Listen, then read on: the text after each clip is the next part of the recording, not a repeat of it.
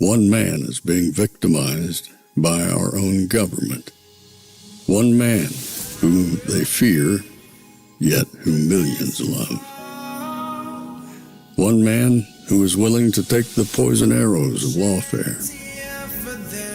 One man whose voice has been taken away by a corrupt judge operating in a corrupt system. One man who has been ridiculed and insulted. One man who refused to back down. One man who refused to back down. One man who refused to back down. One man who stands between us and them. One man that wants to see America protected again. One man who wants to see America prosper again. One man who understands that a man is a man and a woman is a woman. One man who understands and protects the blessing of life. One man who wants to restore American exceptionalism. One man who once again wants to make America that shining city on a hill for all to see. A place where all the people of the world glowingly set their eyes upon. America. One man who unashamedly wants to make America great again. That one man is Donald Trump.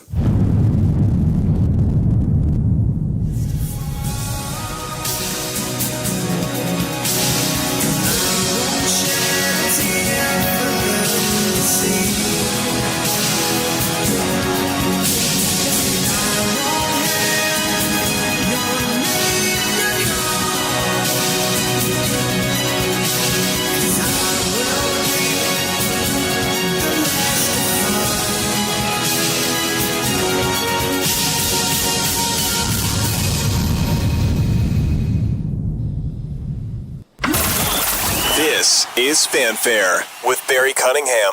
Welcome, everybody, to an impromptu stream this morning. Friday is supposed to be slow news days, as I mentioned yesterday in the show, and all of a sudden, all kinds of things happen. So we've got a number of different things happening. Right now, President Trump is landing at, let me make sure this is working.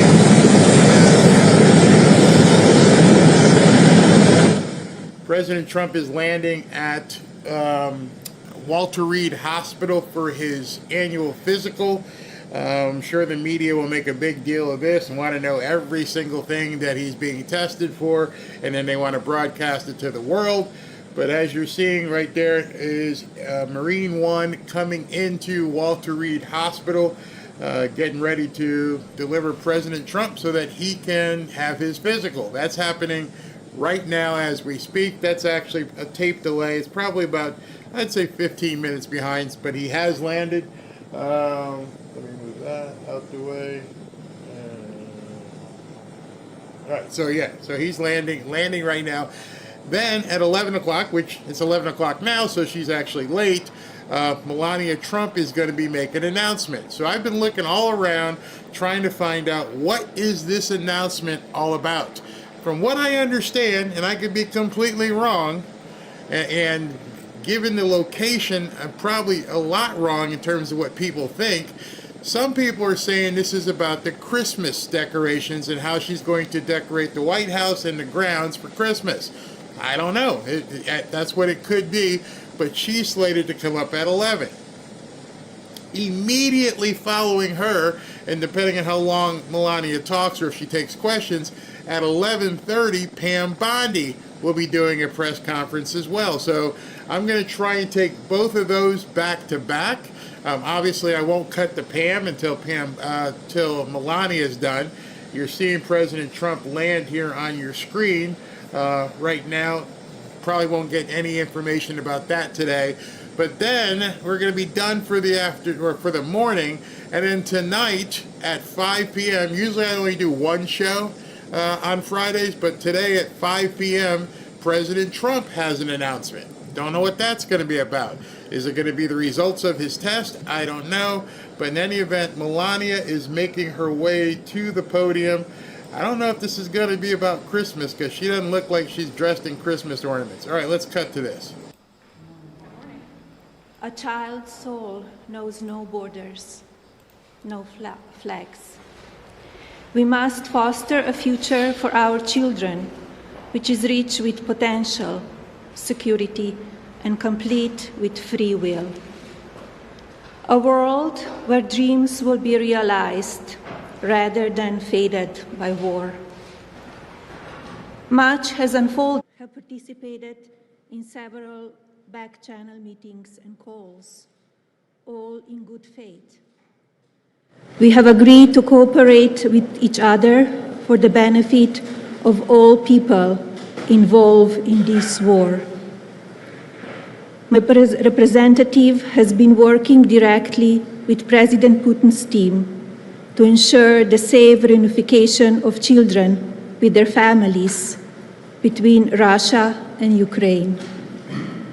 In fact, 8 children have been rejoined with their families during the past 24 hours. Each child has lived in turmoil because of the war in Ukraine. 3 were separated from their parents and displaced to the Russian Federation because of frontline fighting. The other 5 were separated from family members across borders because of the conflict, including one young girl who has now been reunited from Ukraine to Russia.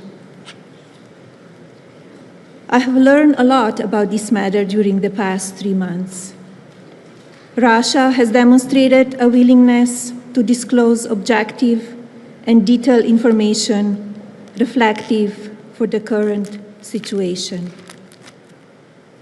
The Russian Federation provided biographies and photographs of each child involved in this week's reunification, along with an overview of the social, medical, and psychological services afforded to the Ukrainian children.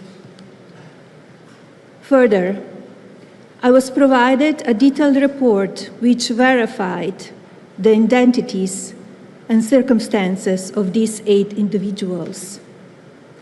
The US government confirmed the facts contained within this document are accurate. It is important to note the original verification report was jointly prepared by the Commissioner of the Verkhovna Rada of Ukraine for Human Rights and Office of the Russian Presidential Commissioner for Children's Rights. As First Lady, this is an important initiative for me. It is built on shared purpose and lasting impact. My ongoing mission is twofold: to optimize a transparent, free-flow exchange of health-related information surrounding all children who have fell victim to this war, and to facilitate the regular reunification of children with their families until each individual returns home. Additionally, I have raised concerns regarding those who were minors at the time they were displaced by the war, but have since reached adulthood and currently reside in Russia. Given the dangers of traversing this war-torn region, their safe return requires coordinated assistance. Accordingly, Russia has agreed to rejoin the individuals who have turned 18 within a short period of time. Again, this remains an ongoing effort. Plans are already underway to reunify more children in the immediate future. I hope peace will come soon. It can begin with our children. Thank you. Madam First Lady, are you speaking with President President Putin? Madam President, will you be joining the President in the Middle East? Well, that's it. I didn't think it was going to be a 10-minute announcement, but that's all it was, in and out. So if that's it, then you got to give me a second to get some more content before Pam Bondi. Pam Bondi's due up at 11:30. I know what I can probably grab. Mike Johnson did a full press conference this morning, so give me a few minutes to bring that in.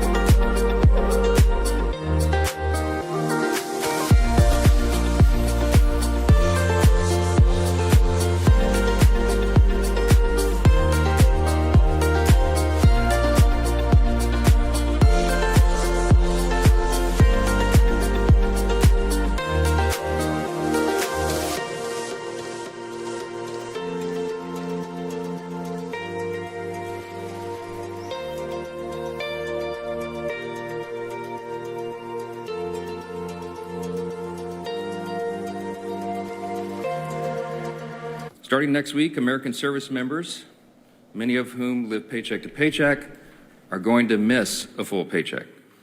If Democrats don't end this shutdown by Monday, then that October 15th date will pass us by. You've got millions of American families who will now have to figure out how to make their mortgage, how to cover their rent, pay the car note, keep food on the table, because Democrats, Chuck Schumer, and his colleagues in the Senate are here playing games.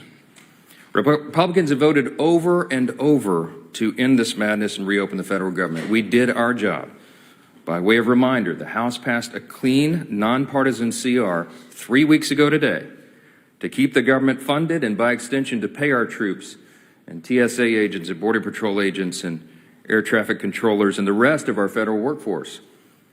We had that vote 3 weeks ago. And since then, Senate Democrats have voted repeatedly to keep the government closed. In the Senate, they have now voted 7 times to block paychecks for 2 million federal civilian workers and 1.3 million active duty military men and women. Now, I want to be very specific so that everybody in America can clearly cut through the obstruction and understand exactly who is to blame for this chaos. In fact, would you bring me that chart just real quick? I just want to point this out. Let's just make clear. This is the votes to pay troops and federal workers, okay? This is the number of times that the vote has been done. September 10th, the GOP in the House voted to pay the troops and pay all these federal workers. The Senate did it on September 19th, September 30th, again on October 1st, and 3rd, and 6th, and the 8th, and the 9th. Every single time the Republicans voted to pay the troops and federal workers, and every single time the Democrats voted not to. That is the record. They'll continue to put this bill on the floor. It'll be on the floor again next week in the Senate. And we'll see how many times they want people to go without paychecks. The Republicans are not playing games here. We sent a very clean, simple CR. You see this. Thank you so much for that. We are doing the job and making sure that the American people are taken care of. But judging by their behavior right now, the Democrats don't appear to be in any rush to end this pain. There's some headlines I brought you this morning. I just want you to hear what's being said about this. CNN headline from yesterday, quote, Democrats say even missed paychecks for U.S. troops won't be enough to end the shutdown alone. For many of them, this is about showing a fight to President Trump. They have to show a fight against Republicans so they can appease who? The far left base of their party. It is shameful. And for what? Chuck Schumer, the architect of this shutdown, is trying to bow to the Marxist wing of his party. You heard him yesterday. He said in his own words, every day of the shutdown, he said, quote, gets better for us. Better for who, Chuck? For the Democrats in the Senate? So you can bow to the Marxist base and not get a challenge? Here's another headline from Politico yesterday. Quote, Chuck Schumer's critics are satisfied. Yeah, the far left base of the party is satisfied. They don't mind. The troops go without pay and civilian workers are furloughed. They don't care. Former DNC chair David Hogg, he heaped praise on Chuck Schumer as well. This is what Chuck Schumer was after. This is what he desires. The praise from the far left. David Hogg said, quote, give credit where credit's due. This is a big step up. A big step up. While you're delaying flights, while you're making people go through this pain. The co-founder of the far left group Indivisible said this yesterday publicly, quote, Chuck Schumer hasn't surrendered yet. I call that progress. There's one inescapable fact. It's a glaring fact that everybody in America can see. Chuck Schumer is hurting real Americans for his own political survival. I'm going to say that again. Chuck Schumer is hurting real Americans for his own political survival. If you're a service member who's not getting a paycheck, it's because Chuck Schumer has to appease the Marxist. Cut and simple. It's plain and simple. Shame on you, Chuck. Every Senate Democrat who's going along with this, you lack the moral fortitude to do the right thing.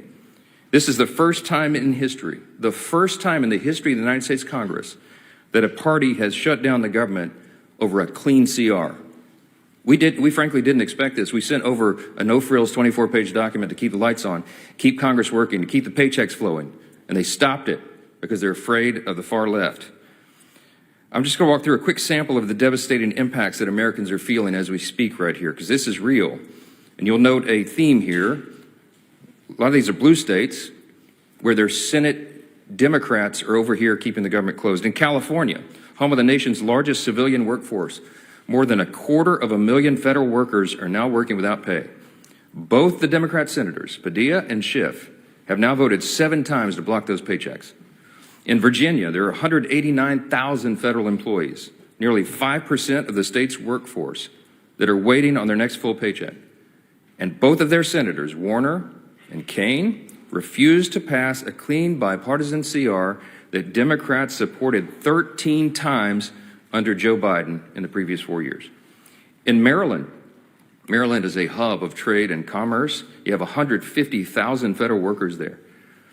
Both of their senators, also Brooks and Van Hollen, have voted 7 times to keep the government closed.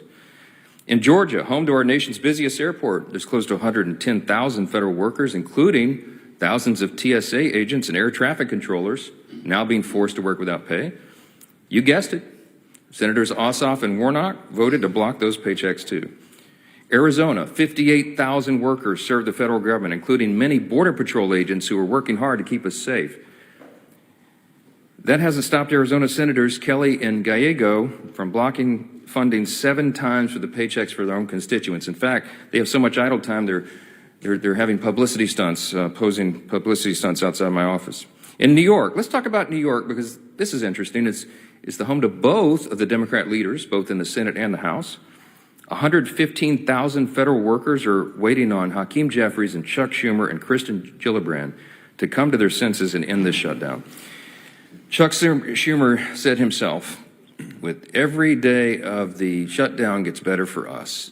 And what does that look like? We're talking about 2 million civilian workers, 1.3 million active duty service members, everybody being hurt because of it. Chuck is what they're doing right now. I've been asked many times in interviews the last couple of days, you seem angry. You don't get angry a lot. I don't, but this is beyond the pale. What Chuck Schumer's doing right now it's sickening. It's sickening to hear him say it's better for him and his party when it's so terrible for real Americans. Millions of people are experiencing real pain because of these political games. And you'd think after 44 years in Congress, Chuck Schumer would know better. But it seems apparent now that he spent too long in Washington to understand the real pain of real people. We're going to share a few more things with you about this morning and to talk about some of the real world impacts on federal law enforcement. We've asked our House Committee Chairman, the Chairman of our House Administration Committee, Brian Stile, to come and talk a little bit more about that. So Chairman Stile, thanks for being here. Thank you very much, Mr. Speaker. Thank you for your leadership. Chuck Schumer yesterday said every day gets better for the Democrats. That's certainly not true for the men and women in blue. Today is the first day that the men and women of law enforcement here in the United States Capitol, U.S. Capitol Police, are not receiving pay that they earned since the beginning of the Chuck Schumer shutdown. As this continues, the chaos and consequences of the Schumer shutdown continue to build. Yet the men and women in law enforcement are asked to go out and serve and protect us every day. Chuck Schumer and Hakeem Jeffries will maintain a security detail, men and women that aren't being paid because of Democrats' decision to shut down the federal government. I chair the Committee on House Administration, work closely with the men and women of the United States Capitol Police, and they're suffering the consequences of the Schumer shutdown today. It's particularly concerning at a period of time when political violence is on the rise. Senate Democrats have voted to shut down the federal government 7 times. That's 7 times to defund our police. I'd ask Chuck Schumer if it's getting better for the men and women of Border Patrol who are on the border securing the United States of America. I'd ask him if it's getting better for the United States Marshals who are doing incredibly dangerous work on behalf of our country in every state. I'd ask him if it's getting better for the United States Secret Service, who's protecting the President of the United States. Chuck Schumer has put politics over people. It's getting better for his politics, he thinks. It's not better for the people of the United States of America. We should be standing with the men and women of law enforcement who are doing their job to protect us. And I think it's incredibly unfair and unjust that the men and women of Capitol Police have not received the money that they earned since the start of the Chuck Schumer shutdown. With that, I want to introduce our leader, Steve Scalise. Well, thank you, Chairman Stahl. And as the Speaker pointed out, too, it's disgraceful that not only are we in this shutdown because Chuck Schumer is only concerned about appeasing the most radical elements of his base, but time and time again, 7 times now, you've had other Senate Democrats join in with him to keep the government closed. And they're feeling some pressure, but what they're trying to do now, both Democrats in the House and Senate, is trying to shift the blame away. While they're voting to shut the government down, they're trying to blame other people. Let's be clear, and the Speaker showed it. We've had actual votes on the House floor to keep the government open. We've had those same votes on the Senate floor. You can see who has been voting to pay our troops, who has been voting to pay our TSA agents, our Border Patrol agents, and who are those people that are voting to shut it down, to deny pay to our troops. It's crystal clear. And you can go see the voice votes, the record votes. Members of Congress, House and Senate, have actually cast votes over and over again on whether they want to keep it open or shut it down. You don't have to wonder about a blame game. Gee whiz, both sides are blaming the other side. Just go look at the votes. There have been actual votes in the House and the Senate, 8 different times now between the 2 chambers to open the government down. And Republicans have said, yes, let's keep the government open while we negotiate our differences. And Democrats continue to say no so they can appease their radical base. And so as Chuck Schumer denies pay to millions of federal workers, we know roughly at least 1 in 3 of every service member in America lives paycheck to paycheck. Now, should they get solace in knowing that they're risking their lives, some of them overseas, while their families are here, and on Monday, when we get to the date where paychecks would be cut, the government will still be shut down, and they won't even be getting a paycheck on the 15th. Rent will still be due, mortgages will still be due, car notes will still be due for those service members risking their life. Should they take solace in knowing that at least it's a good day for Chuck Schumer? At least Chuck Schumer feels like the shutdown's working good for Schumer. That's not going to give solace to any of those families. Instead, it actually increases the anger of the families all across America who are seeing the real cost of this shutdown. They know who's voting to shut the government down, but now they're feeling direct pain. And the only thing they hear from Democrat leaders that keep voting no is, oh, it's a good day for us because the far left is patting us on the back. Do they really need a participation trophy to feel good about themselves while they inflict pain on millions of people? It's disgraceful. And as the speaker pointed out this morning, one of the other things that's being reported now is that one of the dates it looks like they're holding the government hostage over is the 18th of the month, where they're having this Hate America rally in Washington. And Democrats want to keep the government shut down to show all of those people that are going to come here and express their hatred towards this country that they're fighting President Trump, that they're keeping the government closed as if it's something to be proud of. They ought to be ashamed. If they had any shame, they would come back, they would open up the government, and then we can negotiate our differences, which are very, very large on a lot of these issues. But in the meantime, we all know who's doing this. The votes are crystal clear. The public can go see who's voting to keep the government open, who's voting to shut it down. Chuck Schumer and his Democrat colleagues who are doing this need to look themselves in the mirror and start working for the American people instead of being so concerned about appeasing their far left radical base. With that, our whip, Tom Emmer.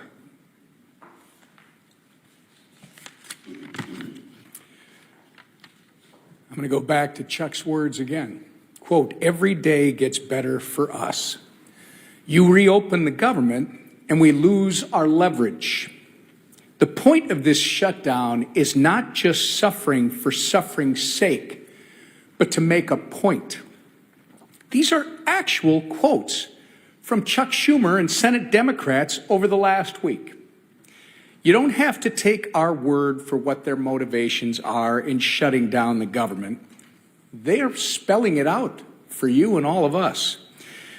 This is about one thing and one thing only: to score political points with the terrorist wing of their party, which is set to hold, as Leader Scalise just commented on, a Hate America rally in D.C. next week.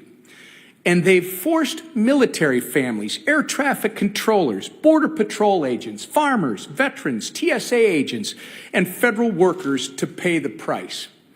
We're now on day 10 of the Democrat shutdown. Senate Democrats, including Senator Tina Smith in my home state of Minnesota, have had 7 opportunities to reopen the government, but they've refused every single time. Consequently, Americans across the country are experiencing flight delays. In a matter of mere days, 11,000 Minnesota National Guardsmen won't get paid.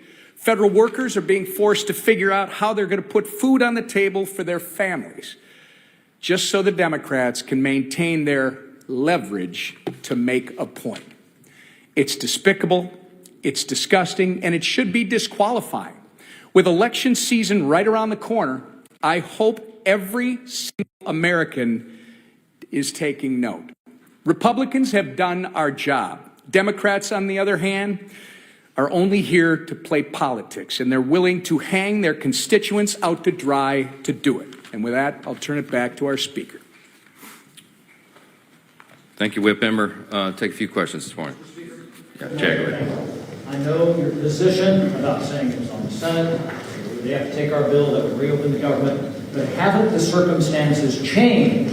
And because there's a dire emergency, as Mr. Stile talks about the Capitol Police, we all talked about the military, to say we should do something different here. We're still going to apply our pressure on the Senate, but if you're in the middle of a ball game and the strategy changes, you're behind, or somebody gets hurt or something like that, the coach calls in different play. Why not call in a different play right now? Well, the ball game analogy doesn't fit here because we weren't playing a game.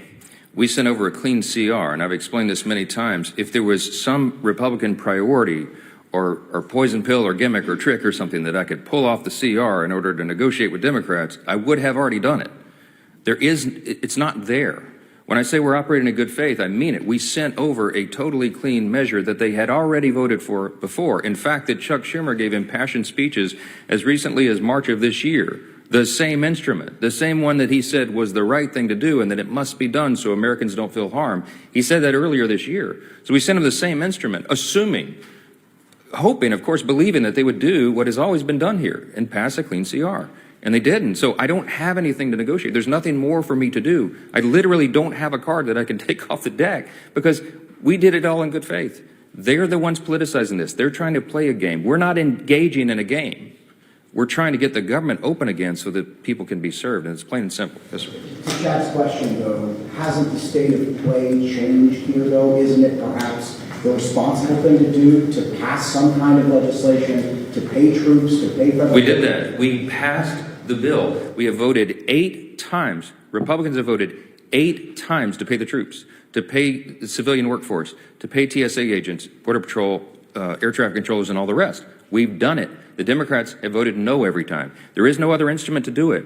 It's called a CR to keep the lights on and the doors open so that Congress can do its work, so that, as the leader Scalise said, so that we can do all the rest of the negotiation and deliberation on all these other issues. Open the government, Democrats. That's what this is. We have voted so many times to pay the troops. We've already done it. We did it in the House 3 weeks ago. The ball is in the court of Senate Democrats right now. That's it. Yes, ma'am. In terms of strategy, if you could speak to your strategy on keeping the House out in their districts and any idea when they may come back. This is not a strategy call to keep the House working in their districts right now. There's an urgent necessity of it. We had a conference call yesterday with House Republicans. They're fanned out across the country. They're in their districts trying to help their constituents because so many of them are now struggling because of the Democrats' games. So they're helping, for example, rural hospitals to access the funds that we got signed into law July 4th, $50 billion rural hospital fund, so they can provide for health care for their constituents. They need to know how to navigate that before Chuck Schumer and the Democrats try to take it away. Their counterproposal CR would spend $1.5 trillion and take away the $50 billion that we passed into law just on July 4th, signed into law by President Trump to prop up rural hospitals. Who cares about health care here? Okay, our members are out working diligently in their districts, serving their constituents right now. We will come back here and get back to legislative session as soon as the Senate Democrats turn the lights back on. That's the fact. That's where we are. Yes, ma'am. On the military pay, though, in past shutdowns, there have been ways to guarantee that members of the military get paid. There are over 100 Republicans in your caucus who have signed on to a standalone bill to pay these military members. So at what point do you... Every single Republican is not just talking about paying troops. We have already had those votes. We have done that. We did it 3 weeks ago. The executive branch, the president, is working on ways that he may have as well to ensure that troops are paid. The Republican Party stands for paying the troops. The Democrats are the ones that are demonstrating over and over and over now 8 times that they don't want troops to be paid. This could not be any simpler than it is. Look at the record. Don't listen to what these Democrat politicians are saying up here. Look at how they're voting and demand that they do the right thing. That is where we are, and that's where it'll be. Yes, ma'am. I actually have a question for Whip Emmer. Mr. Emmer, I know the White House announced last week that they were going to rescind $7.5 billion in green energy funds. They went to a number of states. It includes your district, however. Excel Energy Services is on the line to lose $7 million if this funding is rescinded. What conversations have you had with the White House about this, and what is your expectation for this funding? Is it truly gone, or is there some way to get it back? Well, this is going to affect the Speaker, this is going to affect the Leader, this is going to affect our Chairman, Representative Stile, and all of our members. Literally, this could end today. If Chuck Schumer and Democrats would reopen the government, this wouldn't be an issue. And what's happened is the White House has to make some very serious and difficult decisions as to what's essential and what's not. If you want to end it, Chuck Schumer, reopen the government. So, sir, your understanding is the White House will continue with that funding when the government reopens? I would suggest that you call Tina Smith and ask her why she wants to keep the government shut down and put all this at risk. Is there a breaking point, like 2 paychecks missed, 3 paychecks, 4 paychecks, where you all change your strategy and say we're going to bring House Republicans back and negotiate before the government's reopened? I would like you to ask that identical question to Chuck Schumer. We have done the work in the House. We are awaiting them to do theirs. This is a 2-body, 2-chamber legislative body.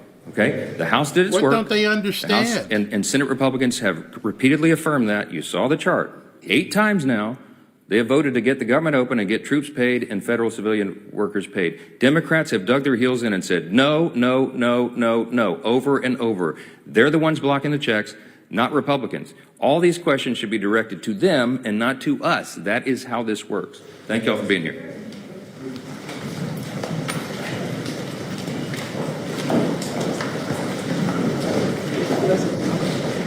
I don't understand. You guys are watching the exact same thing that I'm watching. I don't know if they don't teach this stuff in school anymore. It just doesn't make any sense how these people don't understand what the hell is going on. They're at, you can tell by their questions, they really don't know. They really don't understand at all how this is working. It's already been voted on. It's a continuing resolution. The Democrats don't want the continuing resolution. There is no strategy. There is no negotiation. This is it. This is what you're supposed to do. And they're like, well, so what's the methodology? What's the strategy? And how do we do it? If reporters who are in the White House, if their daily job is to do just this, to report to the American people, if they don't understand, how the hell are they going to report to the American people? How are they going to tell people what actually is going on if they seemingly don't understand it, or if they're just being completely obtuse? One or the other. I don't know which one it is. It's absolutely insane at this point that we can't get people to understand what's going on. They think the Republicans are holding out. They already signed it. It's already been done. There's nothing left to do. And what they're trying to do is convince people into saying, hey, we need to renegotiate something. This isn't what the time for renegotiation. The law, LAW, the law has already been passed, the big beautiful bill. It's been passed. It's already a law. There's nothing to negotiate. You don't negotiate a law. You have to make a new one if you want to change it.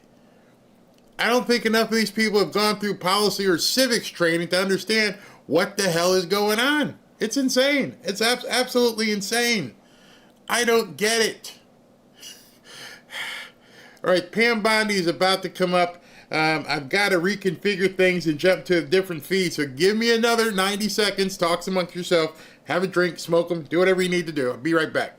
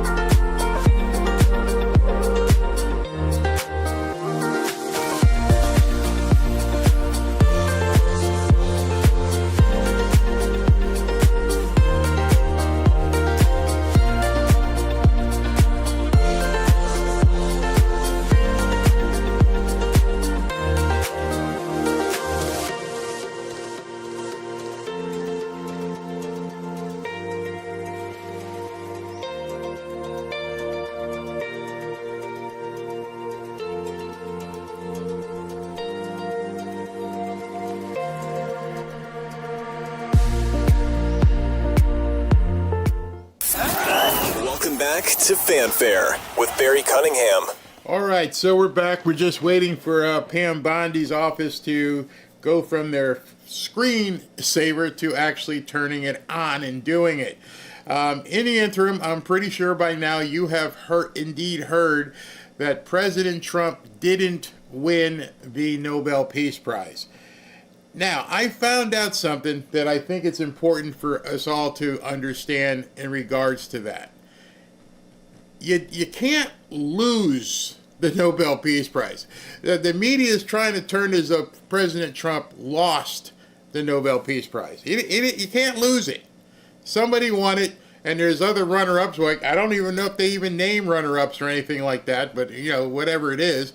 But President Trump posted something, and it's also very interesting that the people in the media did understand that basically the person that President Trump, who won the Nobel Peace Prize, was a Trump-type person. This is the woman who won, Marina Corina Machado. She won the Nobel Peace Prize.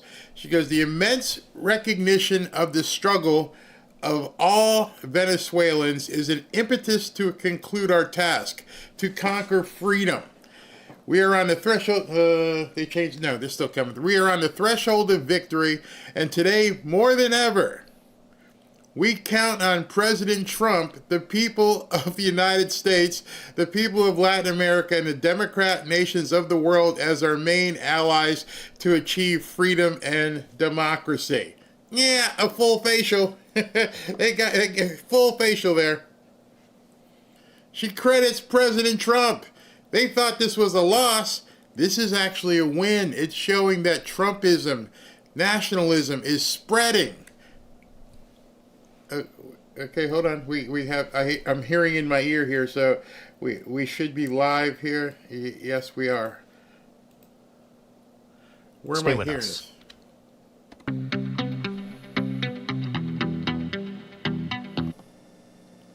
Where am I hearing this from? Hold on. I'm trying. I hear her talking, but I don't see her, so I'm wondering what feed it's on. Give me a second here. I got to refresh and get her on. Yeah. Okay. No worries. We're there. We got it. For being here, and thank you, Lieutenant Governor, for being here.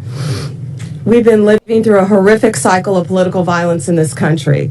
We've seen attacks against police officers, federal agents, including the deadly shooting in the ICE facility in Dallas. Night after night, Antifa wreaks havoc on our streets of our cities. In Minnesota, a gunman murdered a state lawmaker and her husband. It was horrific. An anti-Semitic lunatic tried to burn down Governor Shapiro's house while he was in it with his wife and young children. This week, authorities arrested a man outside a Catholic church in Washington, D.C. with hundreds of explosive devices.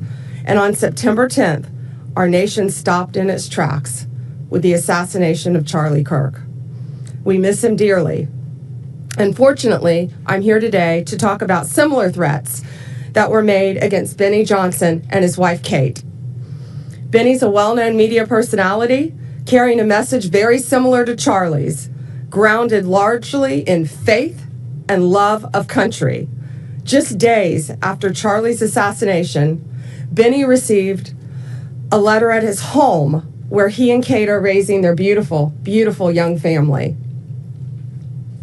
The author of this letter made it very clear that he hated Benny because of his views, and he wanted Benny dead. This was a coward hiding behind a keyboard who thought he could get away with this. That's why we're standing up here today. You are not going to get away with threatening people in this way. And I'm proud to announce that we have arrested the author of this letter. George Isbell Jr. was taken into custody this morning, and we are charging him federally with mailing threatening communications. It is a crime, and if convicted, he is going to prison. This was incredible teamwork. Benny called me right away. Chief Burkall, thank you. You were on it right away. Matt Fodor and all the FBI agents. Thank you, U.S. Attorney Kehoe. All of the U.S. Postal Service, FBI, state and local law enforcement working together. This is what it's about. And we are going to catch you if you think you can do something like this. We don't care if you're across the country in California. We will find you, we will arrest you, we will extradite you, and we will bring you to justice. We cannot allow this political violence to continue any longer.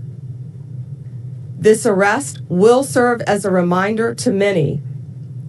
Do not do this. We will find you. Greg Kehoe is going to give some details of the incident, of the horrible crime, and we're not going to get into specifics of what's in the letter. It's pretty horrific, and it's now a pending case. But I just want to thank all of the law enforcement officers standing behind me. And I want to thank Benny and Kate for standing so strong and fighting for their views and not cowering in fear, but coming out and supporting their faith and their values. Thank you. Thank you, General. Just preliminarily, I'm Greg Keogh, the U.S. Attorney for the Middle District of Florida. I just want to introduce some of the individuals that are here at the podium so you can put names to faces, and they have all participated in this. As the General there said, this was a coordinated effort. In my far right is Rodney Crawford. He's the Assistant Special Agent in charge of the FBI. Next to him is Blad Rojo, who is the Inspector in charge for the Postal Service, and Mark Glass is behind me. Right behind me, he is the Commissioner of FDLE, and last but certainly not least is Chief Lee Burkall of the Tampa Police Department. Often we talk about coordinated, organized efforts by law enforcement to get something done, and I will tell you this is a textbook example of that. This letter came in to Mr. Johnson and his wife. We immediately contacted the Tampa Police Department. Lee Burkall and his folks at Tampa Police Department got on this letter right away, pulled in the FBI, pulled in FDLE. The Postal Service was able to track where this letter was sent from in San Diego in a miraculously quick period of time. FDLE turned around the fingerprints that were obtained from the particular letter to identify George Russell Isbell on this matter, and there was an arrest by the FBI who was coordinating this in outside the San Diego area in conjunction with the local U.S. Attorney's Office, the FBI in San Diego, and last but not least, the San Diego Police Department. What we have here, and you can look at the complaint that has been filed and that is before you, is a vicious, horrific letter threatening Mr. Johnson and his family, sent to Mr. Johnson's house. In the complaint that you'll see, and also it attaches Isbell's letter, he is calling for the extermination of Mr. Johnson, that he should be strangled by an American flag, that he hoped somebody blows his head off, and then some vicious comments thereafter. Ladies and gentlemen, we have been at this podium many times before, and I say this and I say it again to echo what the Attorney General has just said and what the Attorney General has said throughout the country when similar instances have come up. Such conduct will simply not be tolerated. It will not be tolerated. If you send a communication to anyone, anyhow, anywhere, where you are threatening individuals with harm, you will be prosecuted by the United States Department of Justice. And you will be prosecuted while we bring all of the joint assets of law enforcement, as you see here, the Tampa Police Department, the Florida Department of Law Enforcement, the United States Postal Service, and of course, coordinating this is the Federal Bureau of Investigation. So the word should go out, and it should be no mistake that if you decide at any point, at any time, to write such a thing and send it over the wires, or in this instance, put it in the mails, you will be prosecuted and you will be held accountable. If we can just take a couple of moments, I know Mr. Johnson wants to make a few comments, and I invite you to do so. Thank you. Thank you. God bless you. Thank you. Thank you, officers.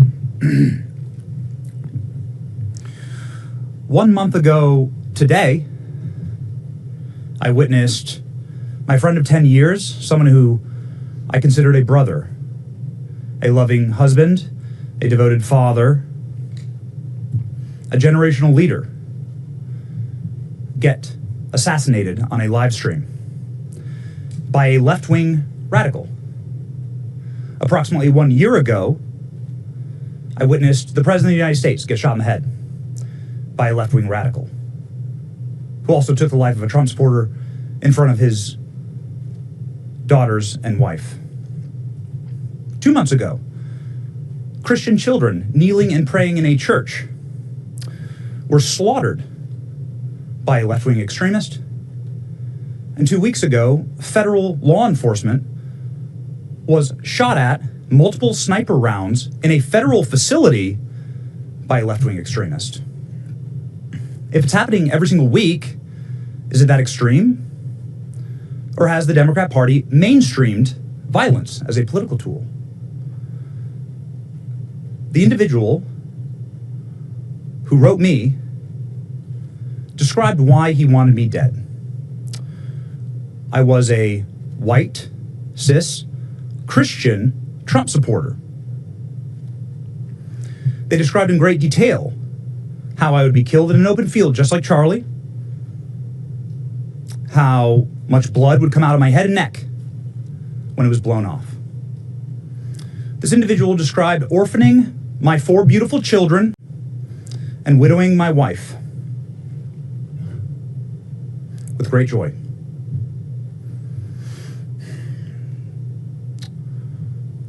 You might want to say, another left-wing radical, another extremist. And to that, I would like to direct your attention to the state of Virginia, where Democrats have nominated and are about to vote for the chief law enforcement officer in that state, a man who has done the exact same thing. An individual who's calling for the assassination by bullets of Republicans that he disagrees with. The killing of their children. The slaughtering of, as he says, little fascists. Are my 4 innocent, beautiful children little fascists? Violence has been mainstreamed by the Democrat Party. It is not extremist, it is mainstream. And we need a moment of reckoning here. This has to stop. This cycle must end. Is any Democrat courageous enough to disavow violence? To call for individuals that espouse these things, like what happened to my family, or what's happening in Virginia, to call for those kind of candidates to step down? Will Democrats vote for that? Because if you're voting for that, then implicitly you're encouraging it, you're endorsing it. I don't want political violence. I want peace in my nation. I love this country. I want to be able to debate like Charlie did. I want to be able to raise my family in peace. That is our birthright. But you cannot make peace with evil as a Christian. You cannot unite with people who want you dead. I want unity in this nation. I want to be able to agree on more than what we disagree on. But for that first to happen, we must understand the battle. We are fighting good versus evil, darkness versus light. And good must conquer evil.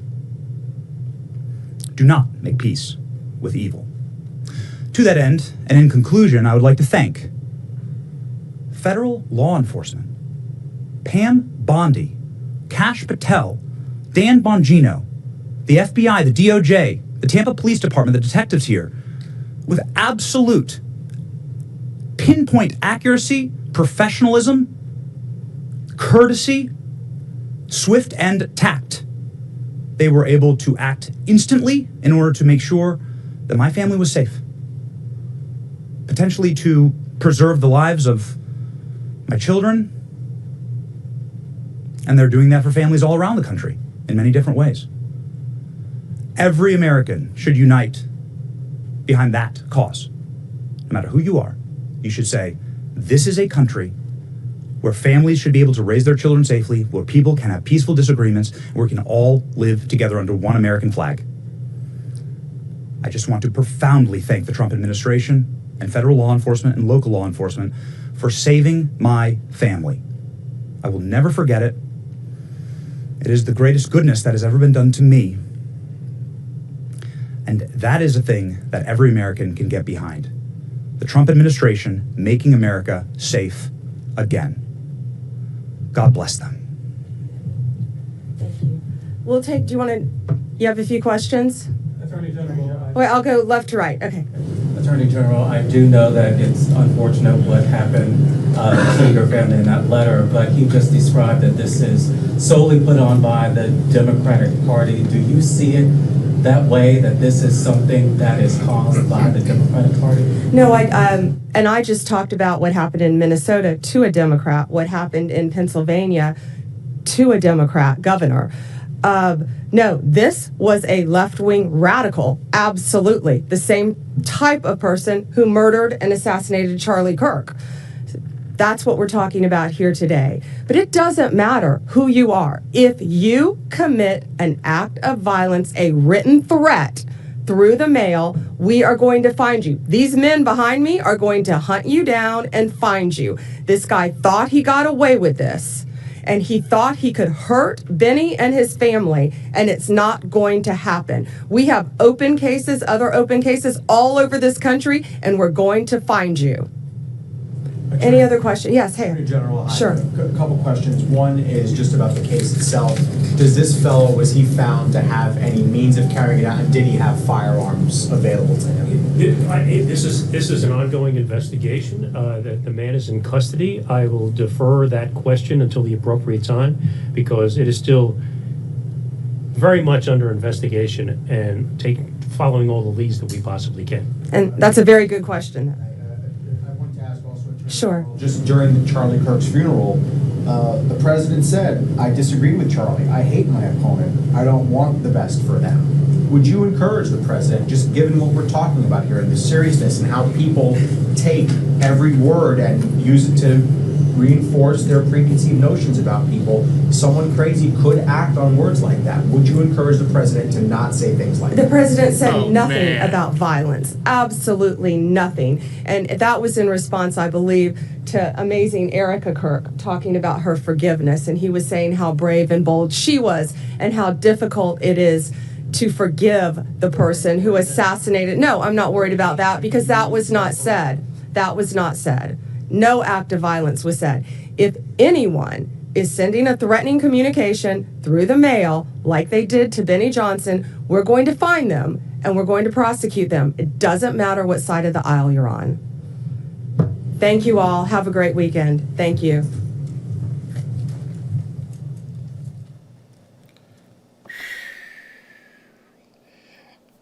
You know, people will talk bad about Pam Bondi. They'll talk bad sometimes about Benny. But this isn't about Pam Bondi, and it's not about Benny. You know, Benny's a big boy. He puts his pants on every single morning. He understands what he's doing. Same thing with me. I'm a big boy. I put my pants on every morning. I understand I'm putting my face out there and talking to you guys and everything else. We understand inherently that there are crazies. We see it in the chat. We understand that there are people out there who are nuts who, given the opportunity, would try and silence us. We understand that. And we choose to do this for the betterment of the country. That's the only reason. Yes, does it make money? Of course it makes money. Does it make a lot of money? Depending on your position on YouTube or Rumble, it can make you a lot of money. Doesn't matter. What matters is you cannot think that you are going to get away with threatening someone's family or children. The family and the children aren't the ones making the announcements and talking and doing videos and everything else. That's one of the reasons why Ashley doesn't come on camera. That's one of the reasons why Robin doesn't come on camera. Besides the fact that I'd have to do a glamour shot makeup session every single time. You know it's true, babe. Don't want their faces on camera. Definitely don't want the kids. You will never see me post any picture of my grandkids. Well, I'll post something of Ashley, but she's an adult. But you'll never see a picture of our grandkids. And that's because we know there are crazies out there. We absolutely know that people will find a reason to strike out and lash out if they can. I know. I've seen the looks. When Robin and I go out to dinner, I know I'm going into some places that may have a large liberal contingent. But luckily, I'm a lot bigger than the average human. And so as long as you sit there and give me the look, you're safe. I've learned, you know, I don't know what Benny's past is. I don't know anything about his personal life in that regard, but I have I've got a certain set of skills. I've got a certain set of skills that have been honed from years of working security for everybody from Howard Cosell to Aerosmith, all kinds of bands and entertainers. I've got that experience of doing security. I know what to look at when I go into a room. Robin, she already knows when a maitre d' comes in and seats us, It's so funny. They pull out the chair for the woman, and she's like, no, I'm sitting over there. She already knows where we're sitting and how we're going to sit.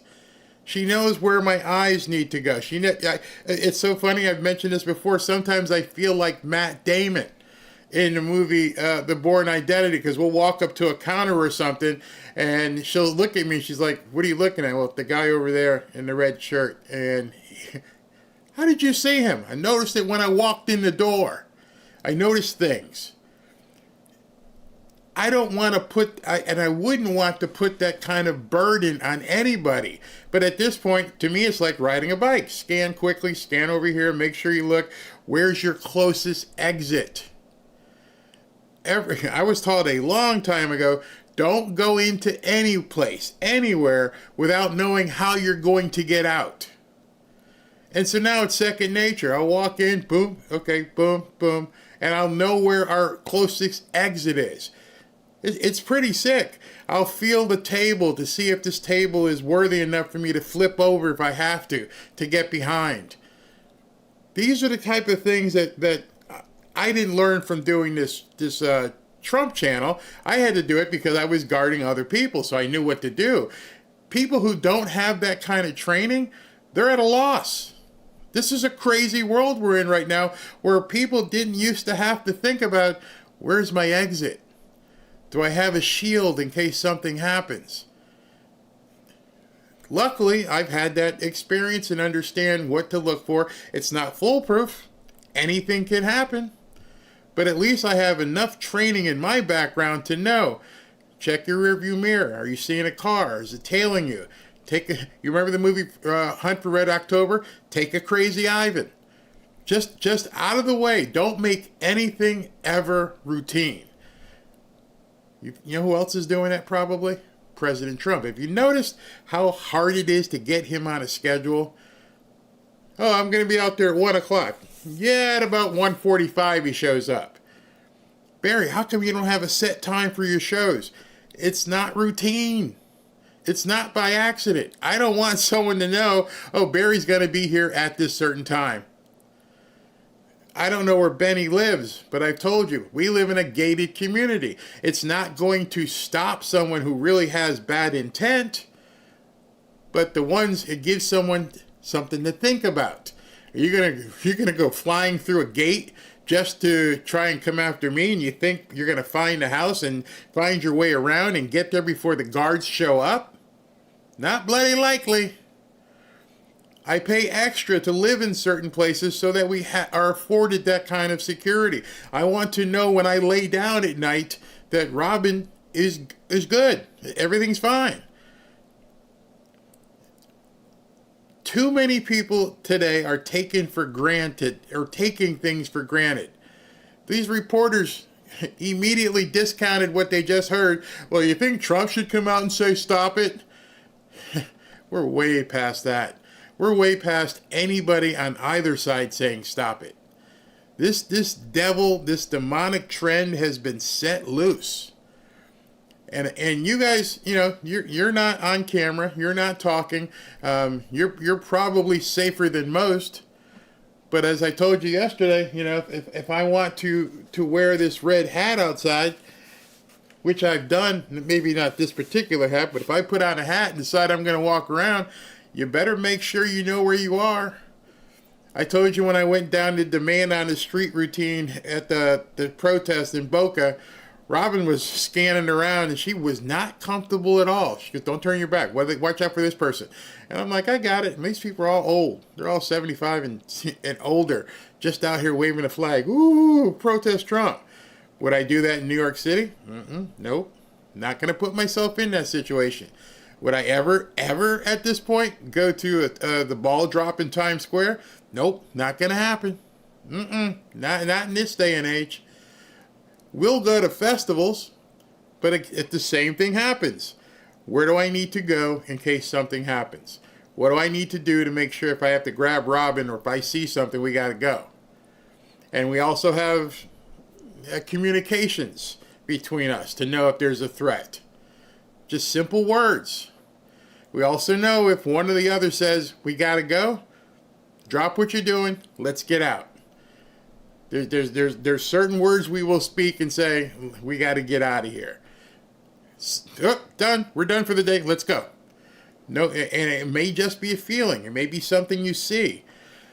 I bring this up because we are in a situation right now where I keep trying to tell people we are indeed at war. Benny and his wife, and I think he got 3 or 4 little kids. I mean, I think his oldest might be 6 or 7. They're all really small kids. Can you imagine that pressure? And some of you may say, well, it's no pressure. Can you imagine the pressure of being a podcast person with 4 little kids, knowing that half of America would love to do something to you? See, I'm older. Ashley's grown. The grandkids live with Ashley. It's just me, Robin, and this little Mexican Chihuahua, and Lily the Maltese. That's it. So my function, which they're like my kids here, is to make sure the household is protected. And so I'm just going to close by saying, depending on where you are, where you live, you see, that's another reason why I'm in Florida. You guys may not realize this, but Florida is now an open carry state. And you seldom will see problems here. Even before it became an open carry state, because before it was open carry, it was still carry. You just couldn't do it on your side or on your hip. But you had to assume every single person in every single car has a gun. So the bad guys know that too. Bad guys know they're probably carrying, aren't they? Yeah. Oh, they got a red hat on. They're probably open carrying now. I only hope that you understand what you need to do to be safe. And I'm not talking about going out tomorrow and taking some sort of self-defense class or anything like that. No, don't worry about that. You're not going to go hand to hand with somebody. But what I am telling you is start learning visual cues. Don't go into any building, anywhere, without knowing where the exit is. And some people may say, I shouldn't have to live this way. And I will 100% agree with you. You shouldn't. None of us should. Benny shouldn't. Patrick Bet-David shouldn't. And what happens is when you get to certain levels and you have certain amount of resources, you can do different things. I'm sure Patrick Bet-David probably has a security detail. Certain people have security details. Benny might want to look at investing that. I remember that he got run out of Washington because they tried to burn his house down. And then now he's over on the West Coast. I think the officer there said in the Tampa district. I don't know what kind of gated communities there are in the Tampa area. But, I would advise anybody who's got any concern about their family safety to move into a gate-guarded community. And that way you have additional line of defense as well. And they'll do all kinds of different things. They'll do wellness checks. They'll drive and they'll do, the patrol and all this stuff. They got a direct line to, I told you, I came home one night. It was right after October 7th. We live right by a synagogue. And it looked like Rambo out there. There was military guarding that entire area. And there's still a lot of covert surveillance that most people don't see. Some people say get Ring doorbell cameras. I don't want one. You see, by the time somebody's picked up on your Ring doorbell camera, for me, that's too close. By the time someone's outside the perimeter of your house where the camera's going off, that's way too close. They have an advantage at that point. I want to be in a guard-gated community where I know they're coming. And ours, where we live, there's a guard gate, and then behind us is like an 8-foot wall bordered by another street, so it'd be very hard for anybody to get here. Bottom line with all this, and I'll let you go until 4:30 tonight, be careful. Don't take anything for granted. Benny gets a letter in the mail. You know what's funny? Some of you have sent me letters, and it's one of those things where I'll take this Trump red knife here, and I'll take the letter and I'll cut it to make sure that, because if I don't know who it's coming from, and that's another thing too. All of our bills, everything is electronically delivered. I don't want any mail. So if I do get mail, it's like, what is this? And who's this from? And I'll cut it open this way. Going to that measure to make sure that, you can determine what is something before you even open it. Using a mail drop. Doing things of that nature. So boxes and things don't come to your house. Am I freaking you out? I hope not. I'm not saying this to freak anybody out. I'm doing this more as a red neon flashing light. We're in it. We're in it right now. This is it. And, I know what's going to happen. I guarantee you, I posted it. The media is going to have a field day with what they just saw. Oh my God, Pam Bondi's out there messing with influencers and blah, blah, blah, blah, blah. I'll tell you right now, they're probably already posting it. They're making light of it. They'll make fun of it. She's going to get trashed for it. But that dude has kids, man. Them kids didn't sign up for him being in a podcast. His wife, I don't know what her background is. I know she's a nurse. Can you imagine that? She's got to go to a hospital every day if she's an on-call nurse. But the bottom line is, he chose this line of work. Those 4 kids didn't. And so there's no making light of the fact of, oh, Benny got threatened, blah, blah, blah, blah. No, man, you don't threaten anybody. And to me, this is the last line I have here. We've allowed them to normalize having dudes play with girls. We've normalized people cutting their junk off and calling themselves something else. We've normalized all kinds of crazy stuff. Drag queen story hour. We've normalized all this. I am not going to allow anybody to normalize threats.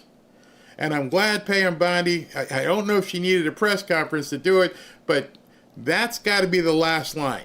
This dude up in Virginia who's running for Attorney General, I hope they said he may have stopped his campaign, but saying I want to do in my opponent, do in his wife, and kill his kids. And the reporters and the media didn't even want to talk about it. No. That's where you scream that from the top of the mountains. We are not going to go there. We are not going to normalize threatening people's lives. You want to cut off your junk? You want to try to invade girl sports? Those are things still from afar. But you start threatening people's families, you might get got. Because I'm telling you right now, if I saw somebody say, oh, you think so? That's what you are? You are now hunted. Do you think I'm going to sit back and wait? Hey, this crazy dude says he's going to do this and that. I wonder if this crazy dude knows that somebody might do it to him. Maybe we need to find out where this crazy dude is and let him know. Yeah, see, there's been so many letters and manifestos and everything else, and these people posting things. We're in the information age. You can find out a whole bunch about people. You can check IP addresses. You can do all things. Go ahead and send me a letter threatening my wife and kids or grandkids. Or Ashley. Duck. Really duck. Or as they said in 40-Year-Old Virgin, aim high. Because end here now. And you know if you've seen the movie, you know exactly what scene I'm talking about. Aim high because enter here now. You trust that. Be careful, get armed, get all kinds of ammo, be ready. That's all I can say to you about that. And I'll take a couple comments, but man, these people are absolutely bat poop crazy. They want you dead. AI is everywhere too. Yeah, love the hat. Yeah, so I don't remember who sent this to me. I got this one too. Let's see here. Somebody says, I wish I had 2022 only 2 years ago, not like it was he was a stupid kid. They will be rudely, it's coming in so fast they move. Let me see what else we got here. Exactly, Barry. They are now hunted for their threats. Yeah, I love this one. Granny gonna educate him. Oh, let me tell you a quick story. You guys will be funny about this. when I met Robin, I told you, and went to go meet her family, and it was funny, and being a black guy, and I met her outside a small town outside of Myrtle Beach, and she's like, "I'd like you to go meet my dad and my family." I'm like, "Okay, where they at?" They're up in the hills in North Carolina, and I'm like, "Okay, mountains, I don't know." And we're driving, and I'm thinking, "Oh, I don't see no brothers up here. This looked like I could disappear and nobody would ever know." And, first time I ever tried moonshine, and I almost felt my insides come out of my mouth. And we went to go meet her grandmother. And when I met her grandmother, because that comment was Grammy's right, I met her grandmother, I'm like, oh, this shit's real. Her grandmother was about 4 feet 11, tiny woman. And I look over by the front door, and there's 2 rifles. And I'm like, anybody else live here? Oh, no. I'm like, what the hell? What are you waiting for? You're out here by yourself in the middle of the woods. Well, that's one reason. The other one's, there's coyotes and squirrels, and you shoot squirrels? And I was like, oh, I'm in a different place here. When the grandmas are carrying rifles and shotguns, you're in a different place. Liberals don't realize that what they have awakened. Yeah, recovering sunken boots. If you know, you know. I immediately, when I was going through the hills, going, this is that movie, right? Like, I don't want to be. I would rather be strung up than have to say "sweet." Please. And then I remember her dad said to me, "Let's take a ride." And I'm like, "Oh no, oh no, just me? Yeah, just take her. First time I met him. Let's take a ride." I'm like, oh no, this is gonna be it. Bye, babe. Bye. I'm like, oh no. And he took me to this little church and we talked and stuff, but I was like, all those things came rushing before me because I'm like, nobody would ever know I was here. I'd be gone. Deliverance. Yeah, I really. Good moon is as smooth as velvet.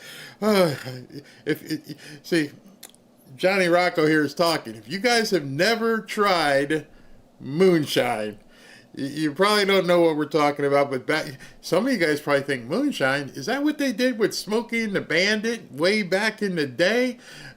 Boss Hogg and Dukes of Hazzard? No, it's 2025 and people are still making shine. Oh yeah, it's still making shine. It's not some folklore. It actually still gets made. They put hair on the backside of your butt too. Barry's like the pissed off old lady with the specs in Madagascar.